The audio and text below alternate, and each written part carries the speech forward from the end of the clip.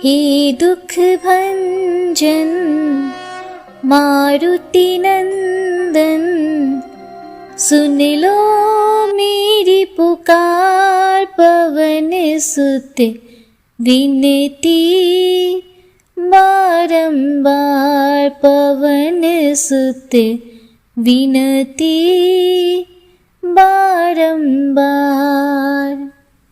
दोस्तों, आज मंगलवार का शुभ दिन है। आइए आज के दिन सुनते हैं पवन पुत्र हनुमान की एक बहुत ही पावन और पुण्यदायक कथा। प्रेम से बोलिए पवन पुत्र हनुमान की जय, सियावर रामचंद्र की जय। व्यास जी ने कहा, एक बार नैमिषारण्य तीर्थ में 80,000 मुनि एकत्र होकर पुराणों के ज्ञाता श्री सूत जी से पूछने लगे, हे महामुनि, आपने हमें अनेकों पुराणों की कथा सुनाई है। अब कृपा करके हमें ऐसा व्रत और कथा बताएं जिसके करने से संतान की प्राप्ति हो तथा मनुष्यों को रोग, शोक, अग्नि, सर्व दुख आदि का भय दूर हो, क्योंकि कलयुग में सभी जीवों की आयु बहुत कम है। फिर इस पर उन्हें रोग, चिंता के कष्ट लगे रहेंगे तो फिर वह श्री हरि के चरणों में अपना ध्यान कैसे लगा सकेंगे। श्री सूत जी बोले, हे मुनियों, आपने लोक कल्याण के लिए बहुत ही उत्तम बात पूछी है। एक बार युधिष्ठिर ने भगवान श्री कृष्ण से लोक कल्याण के लिए यही प्रश्न किया था। भगवान श्री कृष्ण और युधिष्ठिर का संवाद तुम्हारे सामने कहता हूँ, ध्यान देकर सुनो। एक समय पांडवों की सभा में श्री कृष्ण जी बैठे हुए थे। तब युधिष्ठिर ने भगवान श्री कृष्ण से प्रश्न किया, हे प्रभु नंद नंदन गोविंद, आपने मेरे लिए अनेकों कथाएं सुनाई हैं। आज आप कृपा करके ऐसा व्रत या कथा सुनाएं जिसके करने से मनुष्य को रोग, चिंता का भय समाप्त हो और उसको पुत्र की प्राप्ति हो। हे प्रभु, बिना पुत्र के जीवन व्यर्थ है। पुत्र के बिना मनुष्य नरकगामी होता है। पुत्र के बिना मनुष्य पितृ ऋण से छुटकारा नहीं पा सकता और ना ही उसका पुण्य नामक नरक से उद्धार हो सकता है। अतः पुत्रदायक व्रत बतलाएं। श्री कृष्ण भगवान बोले, हे राजन, मैं एक प्राचीन इतिहास सुनाता हूँ, आप उसे ध्यान पूर्वक सुनो। कुंडलपुर नामक एक नगर था। उसमें नंदा नामक एक ब्राह्मण रहता था। भगवान की कृपा से उसके पास सब कुछ था, फिर भी वह दुखी था। इसका कारण यह था कि ब्राह्मण की स्त्री सुनंदा के कोई संतान न थी। सुनंदा पतिव्रता थी, भक्ति पूर्वक श्री हनुमान जी की आराधना करती थी।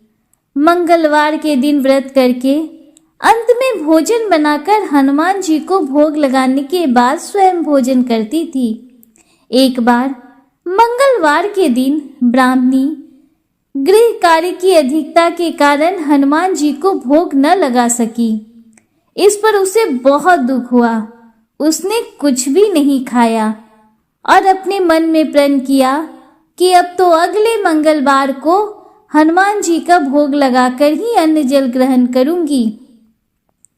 ब्राह्मणी सुनंदा प्रतिदिन भोजन बनाती, श्रद्धा पूर्वक पति को खिलाती, परंतु स्वयं भोजन नहीं करती और मन ही मन श्री हनुमान जी की आराधना करती थी। इसी प्रकार 6 दिन गुजर गए और ब्राह्मणी सुनंदा अपने निश्चय के अनुसार भूखी प्यासी निराहार रही। अगले मंगलवार को ब्राह्मणी सुनंदा प्रातः काल ही बेहोश होकर गिर पड़ी। ब्राह्मणी सुनंदा की इस असीम भक्ति के प्रभाव से श्री हनुमान जी बहुत प्रसन्न हुए और प्रकट होकर बोले, सुनंदा, मैं तेरी भक्ति से बहुत प्रसन्न हूँ, तू उठ और वर मांग। सुनंदा अपने आराध्य देव श्री हनुमान जी को देखकर आनंद की अधिकता से विहल हो श्री हनुमान जी के चरणों में गिरकर बोली, हे प्रभु, मेरी कोई संतान नहीं है, कृपया करके मुझे संतान प्राप्ति का आशीर्वाद दें, आपकी अति कृपा होगी। श्री महावीर जी बोले, तेरी इच्छा पूर्ण होगी, तेरे एक कन्या पैदा होगी, उसके अष्टांग प्रतिदिन सोना दिया करेंगे। इस प्रकार कहकर श्री महावीर जी अंतर ध्यान हो गए। ब्राह्मणी सुनंदा बहुत हर्षित हुई और सभी समाचार अपने पति से कहा। ब्राह्मण देव कन्या का वरदान सुनकर कुछ दुखी हुए, परंतु सोना मिलने की बात सुनी तो बहुत प्रसन्न हुए। विचार किया कि ऐसी कन्या के साथ मेरी निर्धनता भी समाप्त हो जाएगी। श्री हनुमान जी की कृपा से वह ब्राह्मणी गर्भवती हुई और 10वें महीने में उसे बहुत ही सुंदर पुत्री की प्राप्ति हुई। वह बच्ची अपने पिता के घर में ठीक उसी तरह से बढ़ने लगी जिस प्रकार शुक्ल पक्ष का चंद्रमा बढ़ता है। 10वें दिन ब्राह्मण ने उस बालिका का नामकरण संस्कार कराया। उसके कुल पुरोहित ने उस बालिका का नाम रत्नावली रखा, क्योंकि यह कन्या सोना प्रदान किया करती थी। इस कन्या ने पूर्व जन्म में बड़े ही विधान से मंगल देव का व्रत किया था। रत्नावली का अष्टांग बहुत सा सोना देता था। उस सोने से नंदा ब्राह्मण बहुत ही धनवान हो गया। अब ब्राह्मणी भी बहुत अभिमान करने लगी थी। समय बीतता रहा। अब रत्नावली 10 वर्ष की हो चुकी थी। एक दिन जब नंदा ब्राह्मण प्रसन्नचित्त था, तब सुनंदा ने अपने पति से कहा, हमारी पुत्री रत्नावली विवाह के योग्य हो गई है, अतः आप कोई सुंदर तथा योग्य वर देखकर इसका विवाह कर दें। यह सुनकर ब्राह्मण बोला, अभी तो रत्नावली बहुत छोटी है। तब ब्राह्मणी बोली, शास्त्रों की आज्ञा है कि कन्या 8वें वर्ष में गौरी, 9वें वर्ष में रोहिणी, 10वें वर्ष में कन्या, इसके पश्चात रजस्वला हो जाती है। गौरी के दान से पाताल लोक की प्राप्ति होती है, रोहिणी के दान से बैकुंठ लोक की प्राप्ति होती है, कन्या के दान से इंद्रलोक में सुखों की प्राप्ति होती है। मगर हे पतिदेव, रजस्वला का दान किया जाता है तो घोर नरक की प्राप्ति होती है। इस पर ब्राह्मण बोला, अभी तो रत्नावली मात्र 10 ही वर्ष की है और मैंने तो 16-16 साल की कन्याओं के विवाह कराए हैं, अभी जल्दी क्या है। तब ब्राह्मणी सुनंदा बोली, आपको तो लोभ अधिक हो गया लगता है। शास्त्रों में कहा गया है कि माता पिता और बड़ा भाई रजस्वला कन्या को देखते हैं तो वह अवश्य ही नरकगामी होते हैं। तब ब्राह्मण बोला, अच्छी बात है, कल मैं अवश्य ही योग्य वर की तलाश में अपना दूत भेजूंगा। दूसरे दिन ब्राह्मण ने अपने दूत को बुलाया और आज्ञा दी कि जैसी सुंदर मेरी कन्या है वैसा ही सुंदर वर उसके लिए तलाश करो। दूत अपने स्वामी की आज्ञा पाकर निकल पड़ा। पंपई नगर में उसने एक सुंदर लड़के को देखा। वह बालक एक ब्राह्मण परिवार का बहुत गुणवान पुत्र था। इसका नाम सोमेश्वर था। दूत ने इस सुंदर और गुणवान ब्राह्मण पुत्र के बारे में अपने स्वामी को पूर्ण विवरण दिया। ब्राह्मण नंदा को भी सोमेश्वर अच्छा लगा और फिर शुभ मुहूर्त में विधि पूर्वक कन्यादान करके ब्राह्मण ब्राह्मणी संतुष्ट हुए। परंतु ब्राह्मण के मन में तो लोभ समाया हुआ था। उसने कन्यादान तो कर दिया था, पर वह बहुत खिन्न भी था। उसने विचार किया कि रत्नावली तो अब चली जाएगी और मुझे इससे जो सोना मिलता था वह नहीं मिलेगा। मेरे पास जो धन था कुछ तो इसके विवाह में खर्च हो गया और जो शेष बचा है वह भी कुछ दिनों में समाप्त हो जाएगा। मैंने तो इसका विवाह करके बहुत बड़ी भूल कर दी। अब कोई ऐसा उपाय हो कि रत्नावली मेरे घर में ही बनी रहे, अपनी ससुराल ना जावे। लोभ रूपी राक्षस ब्राह्मण के मस्तिष्क पर छाता जा रहा था। रात भर अपनी शैया पर बेचैनी से करवट बदलते बदलते उसने एक बहुत ही क्रूर निर्णय लिया।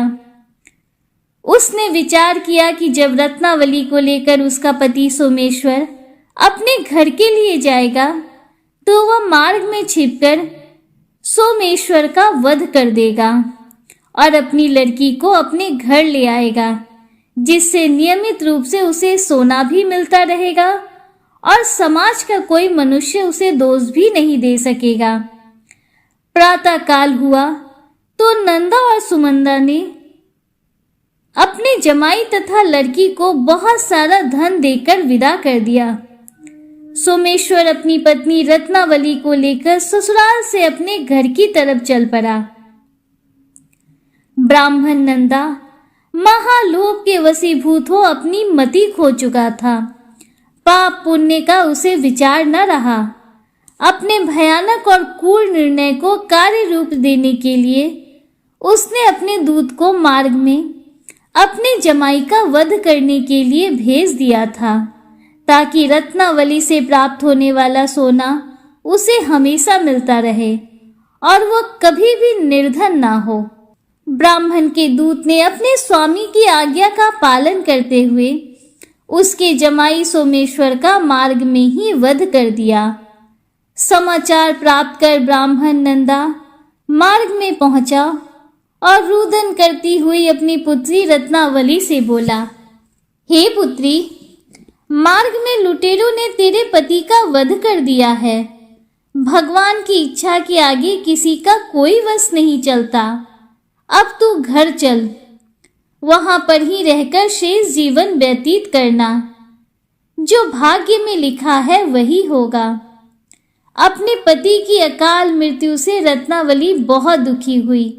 करुण क्रंदन व रुदन करते हुए अपने पिता से बोली, हे पिताजी, इस संसार में जिस स्त्री का पति नहीं है उसका जीना व्यर्थ है। मैं अपने पति के साथ ही अपने शरीर को जला दूंगी और सती होकर अपने इस जन्म को, माता पिता के नाम को तथा सास ससुर के यश को सार्थक करूंगी। ब्राह्मण नंदा अपनी पुत्री रत्नावली के वचनों को सुनकर बहुत दुखी हुआ। विचार करने लगा, मैंने व्यर्थ ही जमाई वध का पाप अपने सिर लिया। रत्नावली तो उसके पीछे अपने प्राण तक देने को तैयार है। मेरा तो दोनों तरफ से मरण हो गया। धन तो अब मिलेगा नहीं।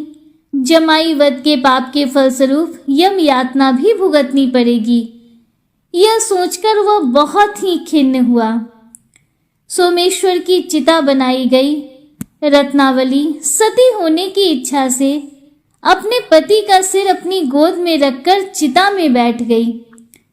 जैसे ही सोमेश्वर की चिता को अग्नि लगाई गई, वैसे ही प्रसन्न हो मंगल देव वहां प्रकट हुए और बोले, हे रत्नावली, मैं तेरी पति भक्ति से बहुत प्रसन्न हूं, तू वर मांग।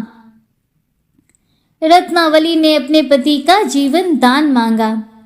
तब मंगल देव बोले, रत्नावली, तेरा पति अजर अमर है, यह महाविद्वान भी होगा और इसके अतिरिक्त तेरी जो इच्छा हो वह वर मांग।